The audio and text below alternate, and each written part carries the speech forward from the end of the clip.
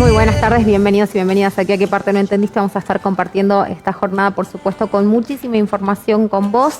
Mi nombre es Mabel Corrales y como te decía, hasta las 17:25 vamos a estar a través de la pantalla del 10 TV. Ya está el doctor Eduardo López con nosotros. Vamos a hablar acerca del conflicto docente, ¿no? Un conflicto que para muchos sigue latente y para otro grupo de la docencia ya ha concluido. Queremos saber su análisis también de todo lo acontecido en los últimos días. ¿Cómo está, doctor? ¿Qué tal? Bienvenido.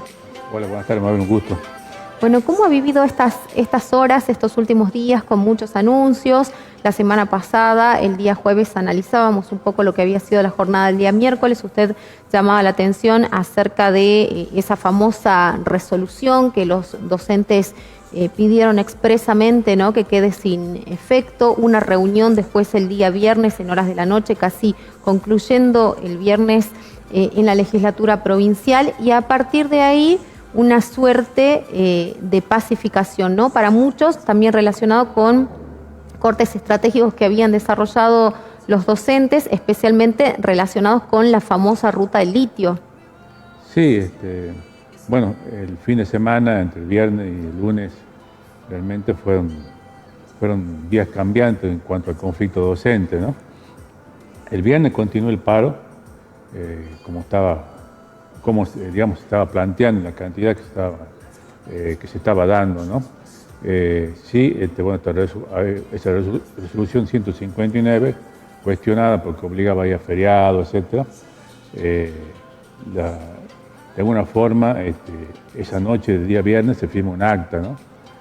Por los cortes de ruta, más que todo, más que por el paro. El acta que se firma en la legislatura. Un grupo de delegados docentes y el vicegobernador, Marocco, y algunos legisladores. Por supuesto, un acta que no tenía ningún tipo de valor legal, ¿no? Y aparte, de alguna forma, sacaba de eje como parte del gobierno provincial. Fundamentalmente, establecía, el pacto era entre algunos legisladores y algunos delegados, ¿no?, que llama la atención y que hay mucho cuestionamiento con lo que hicieron ahí. Llama la atención porque es un acta que evidentemente no se puede trabajar en 2 horas, 2 o 3 horas, sino que ya venía conversada. Y también un poco que los docentes autoconvocados van a tener que saber elegir bien quiénes van a ser sus delegados en el futuro, ¿no? Porque siempre tienen el mismo problema de que, así como tienen malos gremios que los entregan, o sea, condiciones gremiales que los entregan, también tienen muchos delegados que también lo terminan entregando, ¿no? Que no son firmes, que no saben negociar, y lamentablemente un paro tan largo y incluso hasta el salteñazo con 20.000 docentes, que digamos que es histórico porque esa cantidad no se vio nunca en Salta, más gente de salud, etcétera, de autoconvocados, realmente que termine en esta situación sin haber conseguido ningún logro salarial, porque no hay ninguno prácticamente, más allá de la promesa de un diálogo el día 26, que no sé si se irá a dar, pero más allá de eso, realmente creo que gran parte también tienen la responsabilidad estos delegados, que terminan siendo en muchos casos cooptados por el gobierno, e incluso parece que le dan letra al gobierno, ideas para que quiebre el paro, ¿no?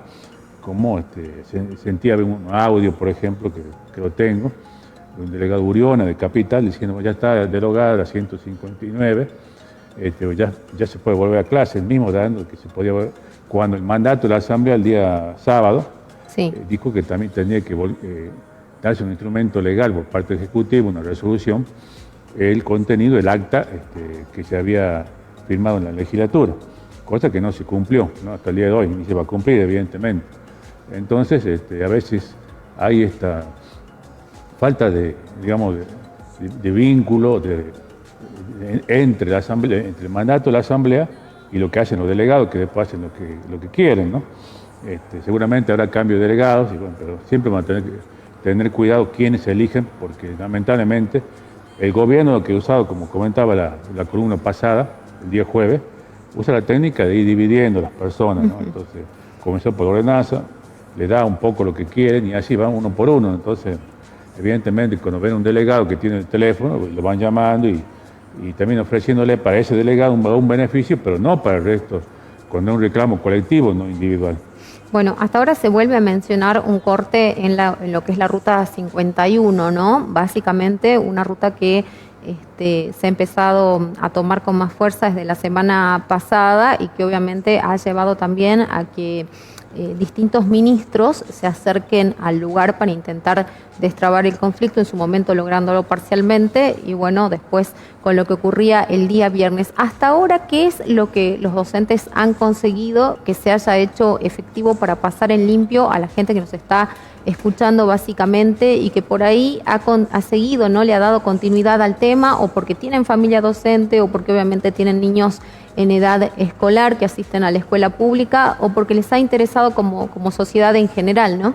Docente, no, digamos, el objetivo principal era un aumento salarial, ¿no? Compensar lo que se perdió con inflación hasta julio. Evidentemente, ese era lo que se planteaba, que se cobra a principios de agosto. Ese objetivo no se ha logrado, ¿no? Porque después se termina desvirtuando todo, se termina transformando en un paro para cobrar después los días que se hizo paro, ¿no? Cuando en ningún lugar del mundo es así, sino se hace paro para conseguir un objetivo, y evidentemente entre los sobreentiende que cuando se logra el objetivo también se van a compensar los días, se van a pagar los días de paro, porque si no, no tendría sentido. Si yo hago la cuenta, digo, obtengo tanto por aumento, pero más lo que pierdo por el paro, no hago el paro. Claro. Esa es una cuestión lógica. Lo que sí, bueno, el gobierno se planteó la estrategia de no dar un peso más de aumento, y sabrá por qué, pero evidentemente ante eso es alargarlo, mandan funcionarios de segunda, a veces un ministro, pero generalmente no, y bueno, y llamarlo y comenzar a hablar con los docentes como si fuese el día 1 del conflicto, decirle, ¿qué es lo que ustedes quieren? Una verdadera burla, por supuesto, esa es la estrategia del gobierno, y creo que al no estar dispuesto a aumentar, ni a negociar con los docentes, ni a reconocerlos siquiera, creo que el único objetivo era quebrar el paro, y de última, como objetivo ya último, es negociar los días de paro. Ese siempre fue el objetivo del gobierno. Creo que lo consiguió, digamos. Se terminó negociando los días la compensación o el pago de los días de paro, por supuesto con una prestación adicional por parte de los docentes, una recuperación, lo que se llama en términos educativos, y de última, cuando saca esta resolución 159, también de alguna forma fuerza la negociación del gobierno. ¿Por qué? Porque dice, bueno, van a volver, pero van a trabajar sábado, domingo, feriados, cosa que no era imposible, evidentemente. Pero de alguna forma le puso un nuevo requisito que terminó siendo el último requisito para negociar, digamos. Primero se logra la devolución de paro y después se termina negociando la forma en que se iba a devolver el día de paro. No, bajo ningún aspecto el gobierno negoció el aumento salarial, ¿no? Y eso es lo más grave de todo esto. ¿Por qué? Porque el gobierno juega el desgaste a quienes más afectó, a los docentes. En parte sí, porque implica un desgaste, una tensión constante, tiene que estar pendiente si vámonos a clase, si va el compañero o no, corte de ruta, etcétera. Pero a quien más desgastó, digamos, por lo menos los que hicieron paro, ¿no? Es fundamentalmente a lo que más perjudicó es al alumno, al estudiante, y más que todo al estudiante de escuela pública, del interior, o sea, a los más pobres, porque el gobierno terminó tomando como rehenes a los más pobres. Es decir, bueno, no importa, es más, yo te digo, si los autoconvocados hubieran dicho, queremos una semana de vacaciones, pero no queremos aumento, el gobierno le firma y le da una semana de vacaciones, o 2 semanas, como hace a veces con la Semana de Milagro, por ejemplo. Entonces, quienes fueron el pato de la boda fundamentalmente fueron los alumnos, estudiantes de escuela pública, es decir, los más pobres, porque la escuela privada sigue funcionando. También llama la atención la falta de solidaridad de los docentes de la escuela privada, porque el aumento que logran los docentes de escuela pública... Siempre trata de equipararse en la privada. No, evidentemente va a la privada, ¿no? Claro. Entonces, en ese marco no hubo solidaridad, y tampoco por parte de la comunidad, y llama la atención por parte de los padres, es decir, preocuparse, bueno, mi hijo no está yendo a clase varias semanas, en el interior, en capital, decimos, ¿qué está pasando? Entonces, pero parece que no, hoy en día no importa. Yo recuerdo paros anteriores, de décadas anteriores, que salían los padres a reclamar a marcha porque su hijo no tenía en clase. Lo que ha de sustanciar la educación hoy en día para que podamos tener una vida mejor, para que podamos hasta vivir mejor, conseguir todos los objetivos que nos planteamos. Sin educación es imposible. Entonces, ese niño que es pobre y que no tiene educación, evidentemente perdió un mes por culpa del gobierno, porque lo tomó como rehén, ese niño realmente no tiene perdió ese mes que no lo va a recuperar más, porque esa es la verdad, y lamentablemente una herramienta menos que va a tener para defenderse en la vida. También por parte de la comunidad la preocupación, porque no solamente tema docente, hay un montón de cuestiones de salud, de que podemos hablar de ordenanzas, etcétera, pero ¿qué pasa? Que a veces la comunidad lo ve como algo aparte, ¿no? Y lo que yo hoy veía en el tribuno, una tapa del tribuno, que menciona la fuente, pero ahí dice claramente que mes a mes los comerciantes dicen que están vendiendo menos. Significa que hay un ajuste, y si el docente cobra menos, si toda administración pública, que tampoco lo entendió esto, porque siempre cuando se negocia con docente también se vuelca la pauta para el resto de la administración pública, implica un consumo menor, implica que una tienda que vende 10% menos va a echar un empleado. Es decir, no solamente es la pelea por un salario docente, sino también por lo menos que se mantengan los puestos de trabajo. Si yo tengo un puesto, un mercado de pulga, bueno, que no tenga que cerrar porque no me están comprando, porque ese docente cobra menos, o ese empleado de administración pública cobra menos. Entonces, es un ajuste que se aplica. Lo mismo pasa con los jubilados. Si el jubilado cobra menos y tiene sueldo tan bajo, evidentemente, el consumo va a bajar y se afecta toda la economía. Así que a veces hay gente que dice, no, bueno, lo pasaría por encima. No, pero si vos pasás por encima de eso que está protestando por salario, probablemente, ¿qué va a pasar? Más allá de la causa penal o que se corran, esa gente va a ganar menos y capaz que compra menos, y por comprar menos, vos que estás en el camión y no fuiste solidario, te quedás sin trabajo. Entonces esto hay que verlo integralmente, pero estamos en una sociedad fragmentada, individualista, que lamentablemente nos está conduciendo a una situación cada vez peor, ¿no?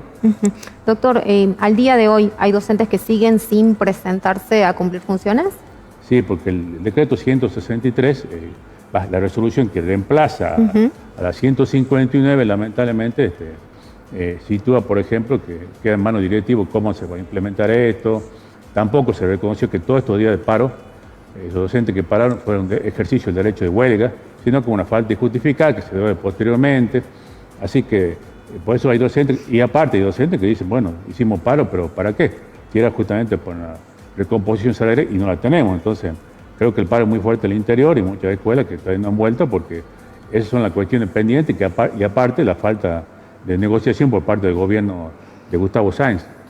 Bueno, y también por estas horas el gobierno da a conocer que ya trabajan los aspectos técnicos del acuerdo rubricado con docentes autoconvocados, ¿no? O sea, hablan de esta famosa acta firmada el 9 de junio por el vicegobernador Antonio Maroco, Esteban Amat Lacroix, legisladores y referentes docentes autoconvocados, donde no estaban además todos los departamentos representados. Eso también hay que decir. Sí, lo que dijo el gobernador es que va a implementar una cláusula de gatillo, ¿no? Entonces, sin negociar, sin haber sentado el 26, pues ahora el tema es cuál es la cláusula de gatillo, ¿no? La cláusula de gatillo a partir del sueldo de enero o de diciembre, y con respecto a inflación, una canasta básica, porque si toma con respecto a la inflación, evidentemente no va a haber una recomposición salarial, se va a perder con respecto a la realidad, porque el aumento de alimentos realmente es muy superior a lo que pasa con respecto a los otros bienes que computa la inflación, ¿no? Muchísimas gracias, doctor. No, muchas gracias a vos. Gracias por acompañarnos. Que esté muy bien. Pausa, quédate ahí, ya volvemos.